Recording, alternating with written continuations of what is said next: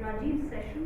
Just a brief introduction on Rajiv. Rajiv is a CA who's worked actively in the financial and system review of sectors such as, as diverse as food security, rural employment, primary education, and even irrigation.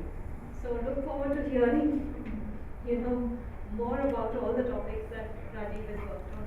First of all, thank you very much, all of you, for staying back and due to the sensitive subject to talk about, and there's a lot of susceptibility that this is a human rights activist or something, but this is not so. I think I just need to together with you. I want just to understand what this human rights actually means for business and why it is important for the businesses to focus on. As Shalini has given my brief background, I have a lot of exposure of meeting with the marginalized or vulnerable groups in the grassroots level, not only in India but in Bangladesh, Nepal, and Sri Lanka. So I really, I would not say I'm an expert, but I'm able to correlate with their situation and the kind of need they have in terms of protection, in terms of sort of some sort of schemes which should cover them. But having said that, this is primarily I'm focusing my discussion on the businesses actually. That may be a human rights from a rural development perspective, which is a government responsibility, and there is a framework in the United Nations Guiding Principles which I'll be briefly talking about. So my presentation is covering three primary aspects. One is funding the United Nations Guiding Principles, and then the National Voluntary Guidelines, which have been issued parallel to the United Nations Guiding Principles, because India was quite instrumental in formation of those Universal Declaration on Human Rights. India was one of the key contributors to that, and they have included this human rights principle in the National Voluntary Guidelines. So I'll be briefly touching upon them. And then, what is the business's responsibility on human rights, which is pillar 2 in the United Nations Guiding Principles. So briefly taking through on that, and then some of the revelations which might be interesting, and we can share that as well.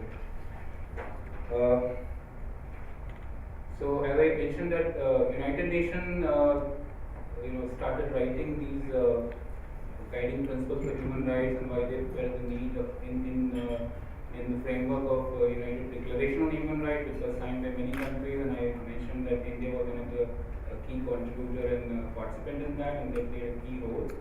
So these human rights guiding principles were issued in June 2011, and the United Nations Governing Council approved them. And this framework works primarily into three-pillar framework: protect, respect, and remedy, where the three different roles and responsibilities have been defined, where the responsibility of the state is very clearly stated that since they have allowed businesses to operate in their territory or jurisdiction, so they have a responsibility. They have a responsibility of creating or making policies, making regulations to make sure that businesses are not infringing on the rights of others. So they have to make sure that they have been able to lay down policies, procedures, regulation, adjudication, and the framework, which is a deterrent for the businesses to even think of infringing on the rights of others.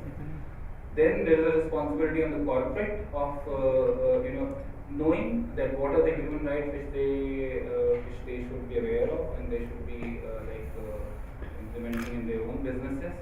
And the way to do it is actually exercising a due diligence at each level, right from policy framework and making the internal controls and things like that. So all these principles are based on International Bill of Rights and ILO and Universal Declaration on Human Rights. So there are 31 principles in this United Nations Guiding Principles covering these three pillars. Let's say 1 and 10 is covering, 1 to 10 is covering the government role or state responsibility. 11 to 24 is defining the responsibility of the corporate. And the third, which is very important, is the remedial framework, access to justice. Let's say those who have not been able to access to their rights, or those whose rights have been infringed or violated by businesses, they should have a mechanism or access to a jurisdiction, maybe a sort of a legal framework or a committee or things like it is a responsibility of both the state and the corporate to make a let's say grievance mechanism where those who have been aggrieved can access and can be heard, and then they can there is a remedial action which can be taken.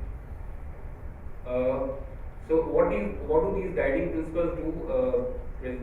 Council endorsing this and Indian government issuing them in form of national voluntary guidelines is not actually the end of challenges which human rights per se is facing. But having said that, this may be the beginning of the end.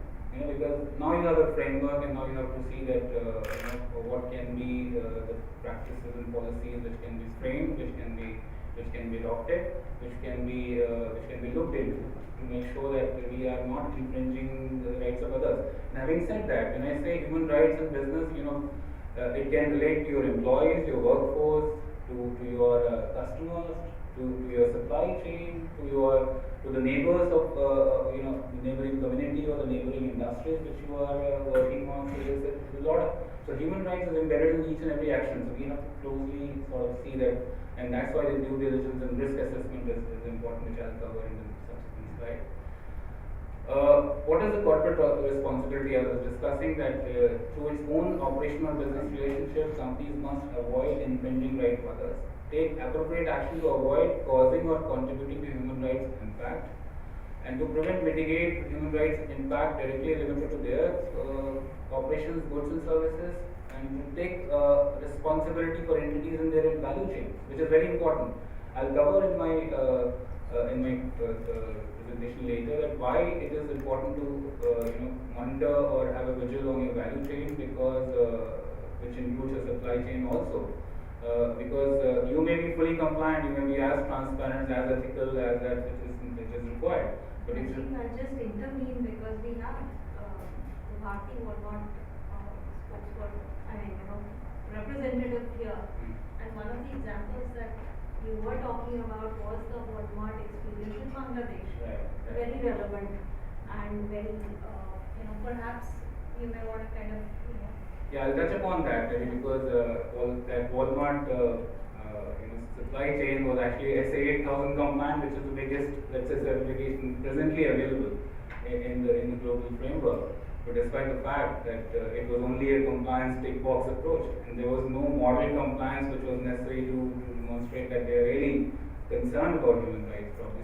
So that's how those human rights United guiding principles make it different from, let's say, these SA8000 standards and that other auditing standards and things like that. So it's primarily a moral compliance, which obviously will take some time. I'm not saying that all of us are not aware of the rights of others, but having said that, we have to increase that sensitivity which we should have, or we should demonstrate to the communities at large, which are being impacted by, and which actually answers this with this question also, that if you're working with a tobacco company or a liquor manufacturing company, that may be a moral responsibility which you might feel, and if you feel that this is not morally correct, then you might disassociate yourself. But having said that, that is not going to help, because that is legally, what safeguards which are required to be made and things like that, the statutory warning with content of tobacco, how you can use that and things like that. So you can come up with a lot of ideas to make sure that it is as less harmful, as it can be otherwise. So how does in order to make sure that businesses are compliant and they are not on the wrong side, they need to exercise a due diligence, and how does a company make sure that so they are not infringing on the rights of others? So what does due diligence exactly mean? Like, you should have a statement of policy stating that this is your policy on let's say on your employment, where you're making sure that you are not employing child or young workers in your factory. There is no discrimination in selecting the employees by region, by religion, and things like that. There is no discrimination on their promotions, their remuneration, and things like that. What are your policy on the workplace health and safety? What are your policies if you are setting up a large unit and which is displacing a big community, and though that you have a responsibility to discharge in terms of rehabilitation or resettlement policy of that state government or maybe whatever, and you are doing that. But having said that, you have to look deeper into that whether that is actually being implemented at the ground like this. So how do you cover all these aspects in your human rights policy statement? And then what are the potential human rights impact of the business that you are into? Like maybe be it your manufacturing process or maybe the product which is being going to the end use and things like that. And then integrating companies' commitment and assessment in terms of internal control. You know, so when you are writing your management controls or management, let's say, oversight procedure, you should include the human rights aspect as well. It should be well embedded in your policies and processes and control mechanisms, so that you have a regular monitoring on these human rights. And then, of course, the tracking and reporting performance, maybe on an annual basis to begin with, and then we can do a shorter notice going forward. I'll be covering that, for the top 100 listed companies where the national voluntary guidelines have become mandatory from August 2012, right? And one of the guiding principles in that national voluntary guideline, which is Principle 5 on human rights. So, by default, you are reporting on your human rights compliances, your policies, your procedures, your control, your mechanism, your monitoring, and things like that. So I'm connecting back to the National Voluntary Guideline. If you look at the Principle 5, which is actually coming from the Constitution of India, which in many years was broadly covering the fundamental rights of each and every citizen of India, and then it also complies with or maybe take inferences from the Universal Declaration, where India has played a major role. And then it also connects it with the United Nations Guiding Principles. So if these are not elaborate enough, you have to go back and see the United Nations Guiding Principles, which has 31 principles and the mechanism and the implementation processes which have been described. So this connects you to the United Nations Guiding Principle because India has played a key role in that. So basic principles, core elements on this the NVG, which one has to monitor, is that you should understand all the human rights and which are being impacted by your business or directly or indirectly. Integrate the human rights practices, control mechanism into your policies. Maybe then basically like the business should recognize and respect the human rights and all relevant stakeholders and groups which are being part of that. Maybe be it your consumer, be it your supply chain and things like that. Awareness, the realization of human rights across the value chain, which I mentioned in my initial remarks. The business should not complicate with the human rights abused by third party. This, having said that, let's say you have let's say you have a community or you have a outsource facility, let's say canteen, and your canteen outsource contractor is employing child labor in the canteen, which is actually not your direct responsibility since you have outsourced. But it is the responsibility of the management to make sure that even your subcontracted vendor is also not infringing the human rights. So it becomes indirectly the responsibility of the business, and they should take reasonable care to make sure that. Just to give an example, Apple, which is using Foxconn as one of their biggest manufacturer, which used to manufacture 80% of their products listed in China. And in 2011, 13 workers committed suicide one after the other in a span of less than 6 months. And then and when actually the activists and the international organization questioned Foxconn, their response was even more highly insensitive. They said that they'll put a net around their factory so that nobody can jump. I think the question was they should go and find out the reason why these 13 people have committed suicide. And that's Chinese for you. I know, I fully agree. But having said that, that impacted the price of Apple globally. In 2011, and the share prices went down by more than 20%. It wiped actually Foxconn out of the stock market by almost 67%. They had lost in the stock market. But having said that, that's how it works. So you have to be really careful about the supply chain because you might be very clean because you are not doing anything, you are sitting in an office and let's say state man as Atul mentioned, but your supply chain is working somewhere in Odisha or maybe Bihar or Pradesh and maybe somewhere outside in some of the smaller countries also, like Bangladesh. So you have to really be monitoring their activities and making sure that you are selection process is robust enough, which does all tests and checks before they are being included as your supply chain. Benefits for companies for sure is changing naming and shaming to knowing and showing, that if you are able to demonstrate that you have put 100% strict mechanism in place which restricts the employment of child labor, your workplace health and safety are of international standard. Like basically there is no discrimination in kind of facilities which are provided to a blue collar employee compared to a white collar employee. They are equally clean and things like that. If you are able to demonstrate, it's going to add only.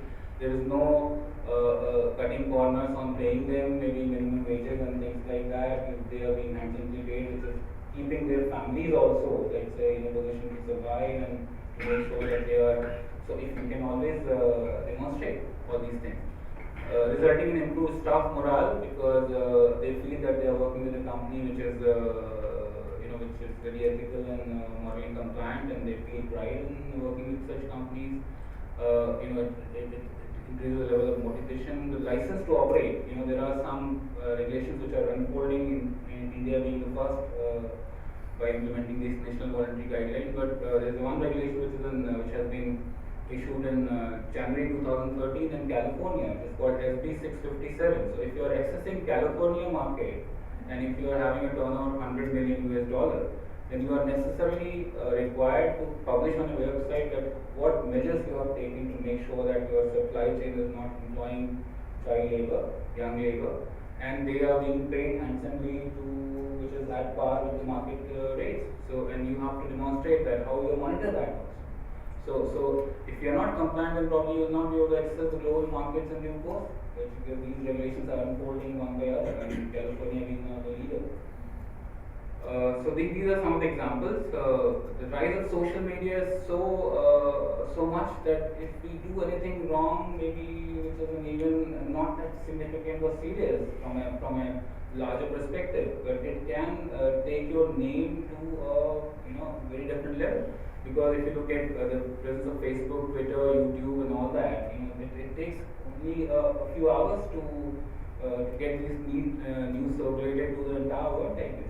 Take the case of Tejpal for that matter, or anybody like that. So, and if you look at the presence of the media, 22% of the total online time which is being spent is spent on social media, and which is increasing only. These figures are slightly older, 2012. I don't know, 2013. The number might have been increased. 75 million users, 50 million tweets a day, 400 million active users, 35 million update their status each day, 55 minutes per day each of the user is spending on, let's say, on Facebook. This kind of, so this is actually a risk also, even if this might be, we have to closely monitor that this can be a way to exploit also. Even if you have not been able to keep a group of employees happy, they might, for wrong reasons, they can use the media. But we can't stop that. Having said that, let's make sure that we are not doing anything wrong, so we are able to defend that.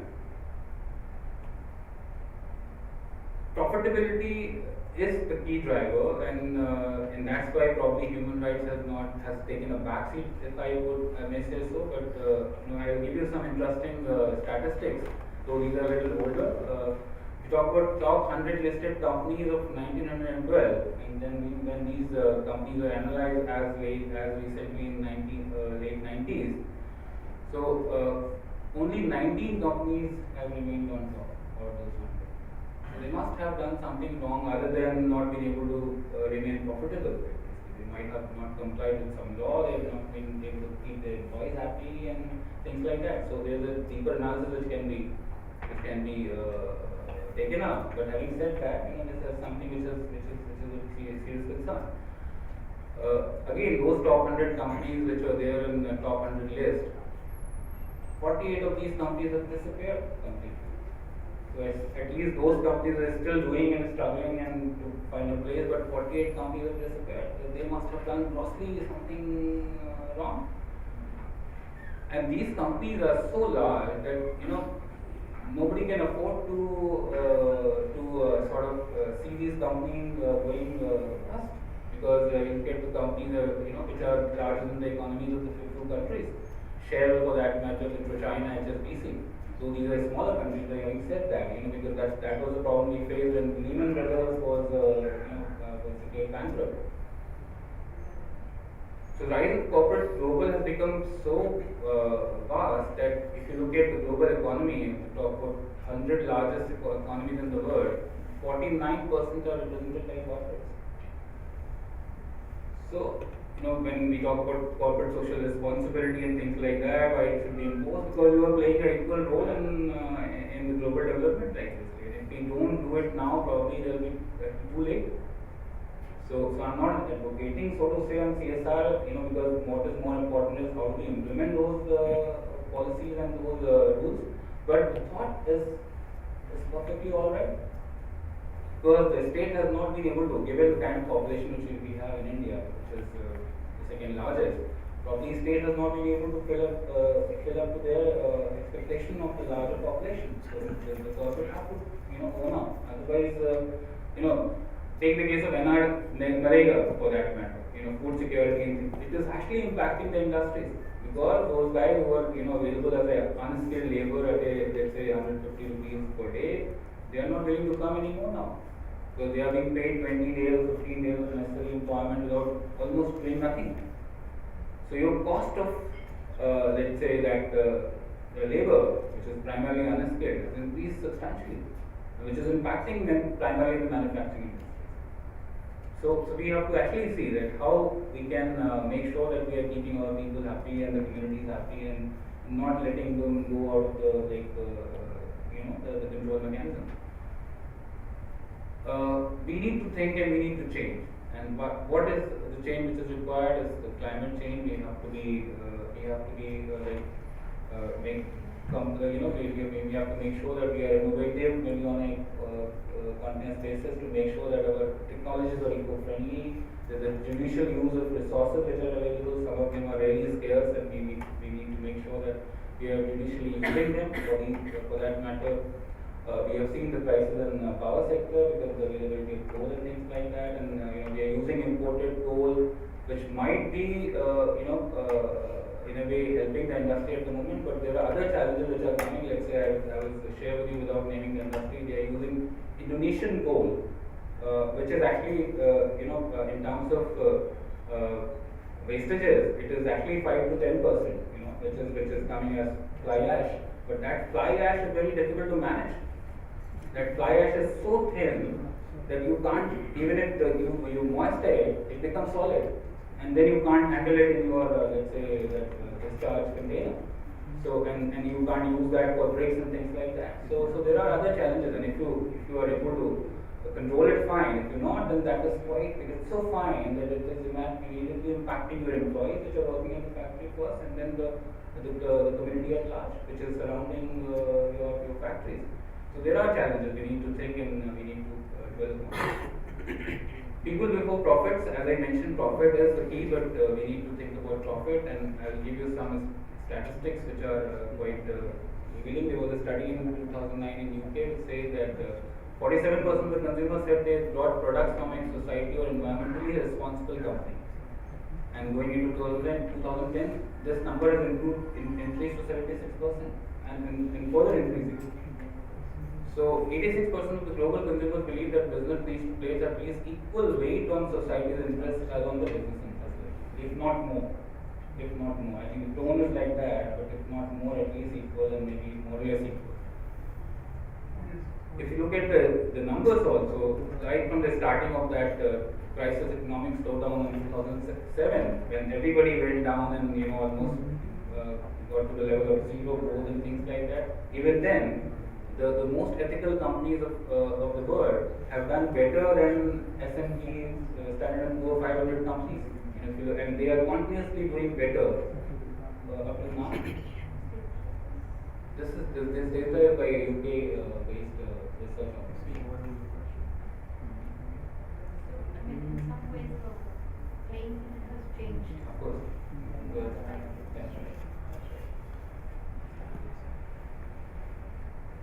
I can skip this section. We have done some work on this, this human rights, and we have developed a practice which has been recognized by United Nations also, and we have been awarded Innovation of the Year award for 2012 because we have been able to correlate the human rights compliance from a local regulatory framework perspective, and then we have been able to correlate with the international best practices and present a sort of tool or methodology which is quite robust and can take care of the challenges of any geographical condition which has been recognized, and we have. So these are the few indicators which we and which is part of the United Nations guiding principles as well as ILO, that forced labor, child labor and young workers, conditions of employment at work, non-discrimination, which is a big challenge in India, because you can't rule out that non-discrimination by way of religion or by caste and things like that, even if so this is a big challenge. Freedom of association, unionization, workplace health and safety, community and environment impact, and supply chain management, which is the key risk, I would say, indicator for many of the corporates operating in India. As I mentioned, that we have been given this practice has been recognized as the award-winning practice by the International Accounting Bulletin. This is the human rights compliance journey, because if you look at, I'm sorry for the colors, it is not quite visible, but I can read out quickly to you. If you look at the first point is the risk assessment, we have to see that how our businesses processes are impacting the human rights of the employees, the community, the consumer, the supply chain and things like that. And based on that we prepare a policy policies, and then there is a mechanism of monitoring them also. And then they may be in due course when we are mature enough with all these policies and we have tested those policies and internally been able to monitor them well, then we can look for an external assurance also, which I'll touch upon maybe in the subsequent slides. Three answers. Anybody providing an assurance on human rights compliance is actually, these are the key questions which have to be answered in positive. Do the workers trust the company? Do the communities trust the company which are being impacted? And thus the supply chain. But having said that, it is more of a challenge for us at the moment. Do we trust our supply chain?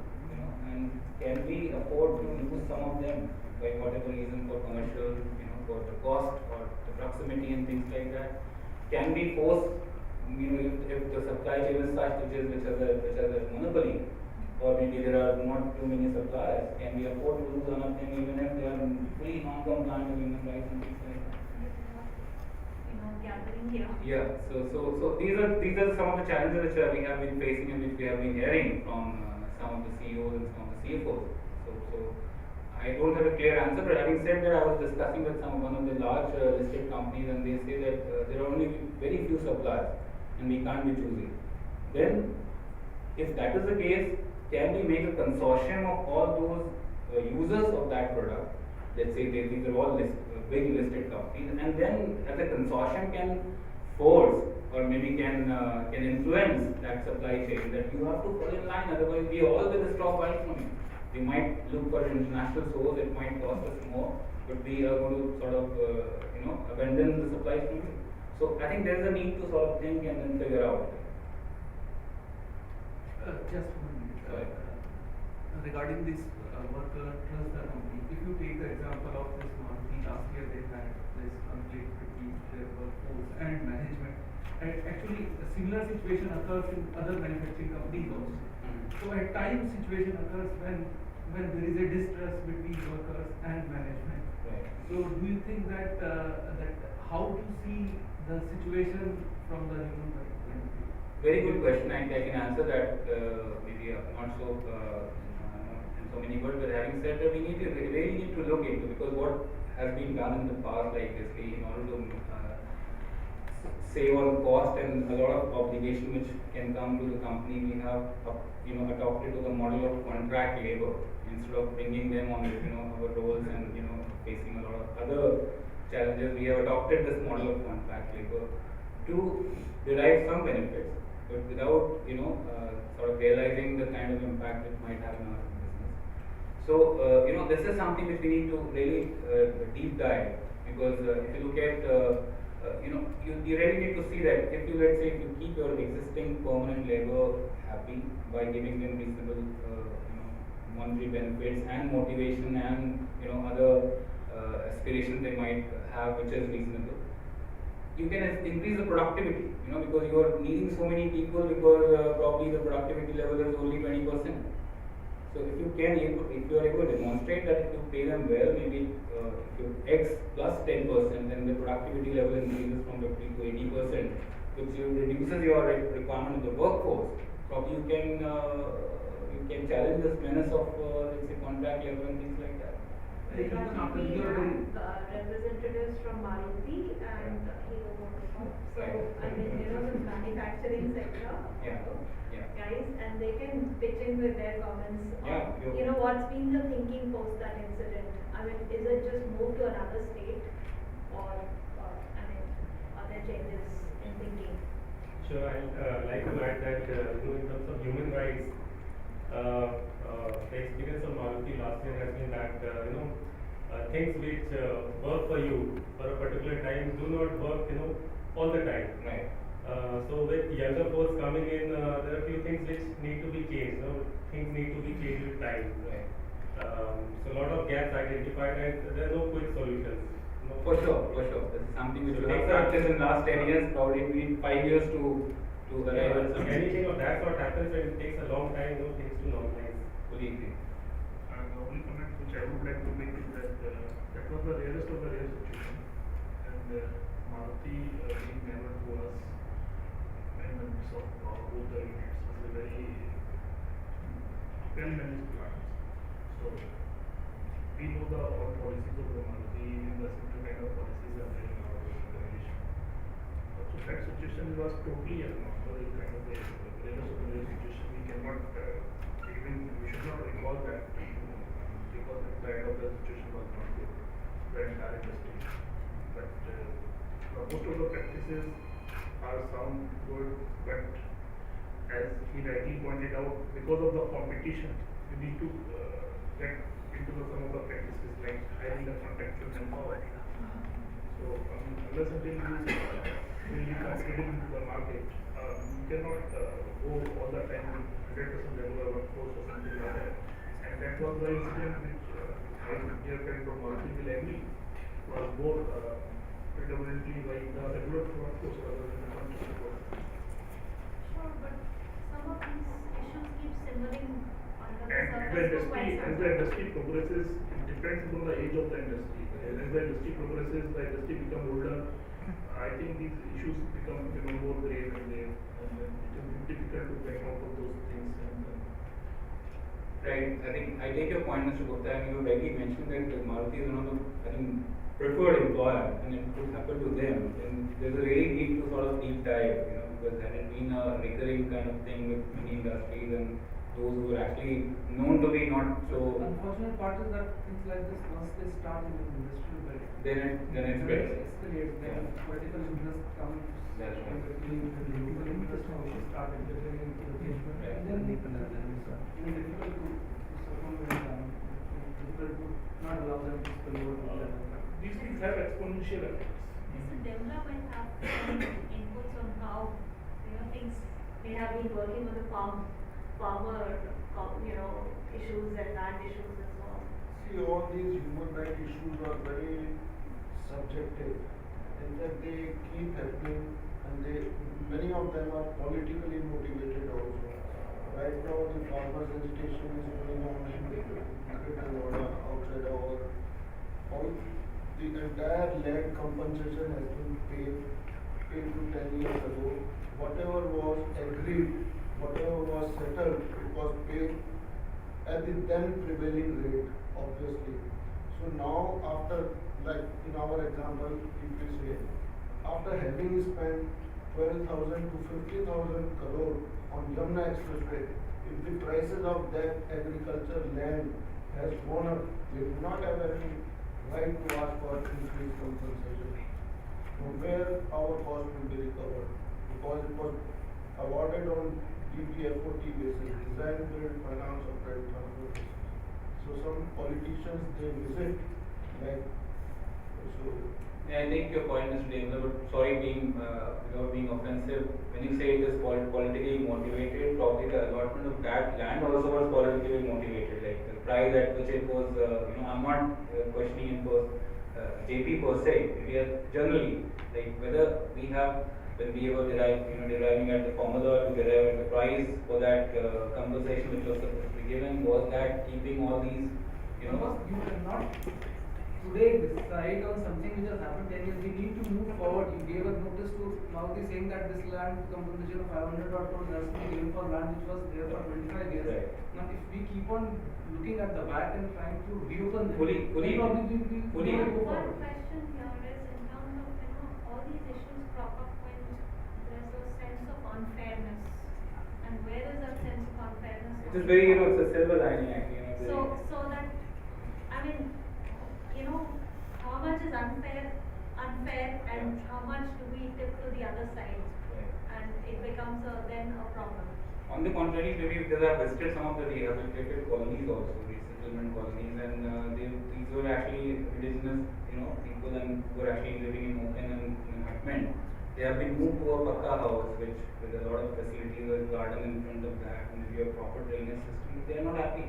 They say, now if my family multiplies, we used to put another hutment in that homestead land, which is this is not our, so they have their own grievances we have to see. So they would never be satisfied. But having said that, as you rightly mentioned, if there is unfairness, then we need to look into that and we see that we can contribute to make sure that if there was some level of unfairness, how can we compensate and make sure that at least those masses are, And I think these issues are going to crop up. I know. These are very in the next controversial sometime. issues, and We just won't be able to avoid them. yeah, I know.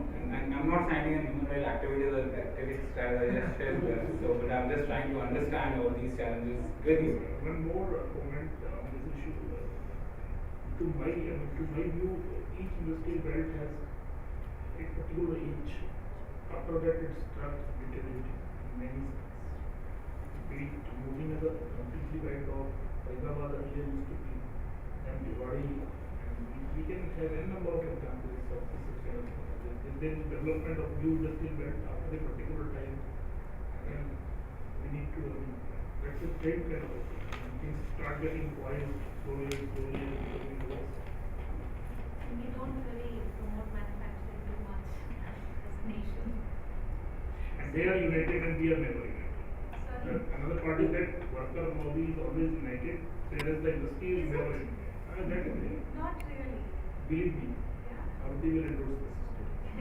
Whenever there is a call off, there is a call off across the belt. But then there is never call off from the industry side. This is one of the rights actually, freedom of association, which is so very quickly, as the United Nations guiding principles have been issued in 2011, and John Raggi, who was the pioneer, the author of these guiding principles, once he has written the principles and they were issued, his role was actually practically over. So he took another role and there was a carve out from the United Nations and he created an organization called SHIFT, which is a not-for-profit organization and which is led by John Raggi, who used to be the key person on these human rights. And now he is helping the states and the industries and the businesses in understanding these human rights and helping them to implement. So we are working with John Raggi's organization SHIFT, and we are actually in the process of writing the reporting standard for human rights reporting. And it's a 2-year project, and then simultaneously we are also writing, because once you start reporting on human rights, for that matter, BRR for the top listed companies, and then it moves down to other classes of companies, then you need to have a uniform or maybe some format or some standard to report that how in terms of like what to report and how to report how much and what is enough and things like that. So we are writing those standards with John Raggi, and we are also writing the assurance standard. When the industry matures and we are actually ready for an assurance on human rights compliance, then we would need those standards. So we'll be implementing these standards after the 2-year project in ASEAN platform first to test them. And once they are tested and being challenged, we'll take them to the global platform. So very quickly, future of reporting, as we all know, which has actually started with this this sustainability reporting on the GRI standard. So it is management commentary, financial statement, which is the key. It's sustainability reporting, which will include the human rights reporting as well, governance and liberation. This is going to be the the future. There's a increasing trend. If we talk about S&P 500 companies, Fortune 500 companies, 20% of the companies reported on sustainability initiative in 2010. This number has increased to 57% in 2010. This number is further increasing. So awareness and making sure that you are one of the most responsible corporate globally, and to demonstrate to the investor, to the stakeholders, is becoming the key. As you rightly mentioned, it's not the profitability, it's an overall the way you undertake the business, which is really important more and more. So with this, I would like to conclude my discussion, and we'll be happy to answer any more questions. So we had a very interactive discussion. Thank you so much. Thank you, Rajiv. I think that really got everybody talking and thinking. But we move from here on to